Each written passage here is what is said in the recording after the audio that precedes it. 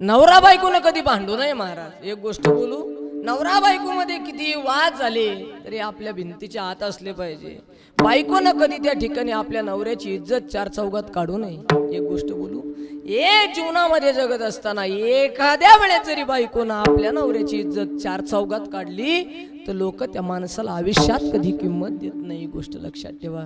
आणि माझी विनंती आहे प्रत्येक असणाऱ्या नवऱ्यांना सुद्धा, दादांनो, स्वतःच्या बायकोनं एखाद्या वेळेस एखाद्या सोन्याची वस्तू मागितली तर घेत जा, घेऊन दे जा तिला. का तर ज्या वेळेस या जगात कोणीच तुम्हाला पैसे देणार नाही ना, त्यावेळेस ती सोनं घेऊन तुमच्या दारात येईल, तुमच्या हातात ठेवल आणि सांगल, मालक तुम्हाला अडचण आहे ना, जा हे सोनं गुंतून टाका, मोडून टाका आणि तुमचे पैसे मोकळे करून घ्या, असं म्हणणारी फक्त बायको आहे दादा. एक गोष्ट बोलू, जीवनामध्ये जगत असताना नवरा बायकोचं एकमेकावर जर प्रेम असेल ना, तर या जगातली कुठलीच ताकद तुम्हाला पराभूत करू शकत नाही. सगळ्यात महत्वाची गोष्ट आहे, माझ्या भगवान शंकरावर सुद्धा काय प्रेम आहे. अरे किती प्रेम आहे त्या पार्वतीचं महाराज. अतिशय उत्तम उदाहरण जर सांगायचं म्हटलं तर ऐका, माझ्या भगवान शंकरानं त्या ठिकाणी असणाऱ्या पार्वती मातेसाठी काय नाही केलं. किती प्रेम असावं नवरा बायकोचं. कधीतरी भगवान शंकराचं चरित्र तुम्ही वाचलं पाहिजे.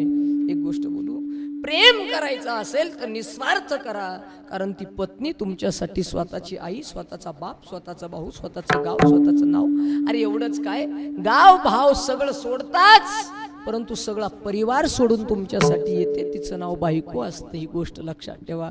अरे दादा, बायको काय असते सांगू, अरे हात तिचे असतात पण बांगड्या तुमच्या नावाच्या असतात, कपाळ तिचं असतं पण कुंकू तुमच्या नावाचं असतं, पाय तिचे असतात पण जोडवे तुमच्या नावाचे असतात.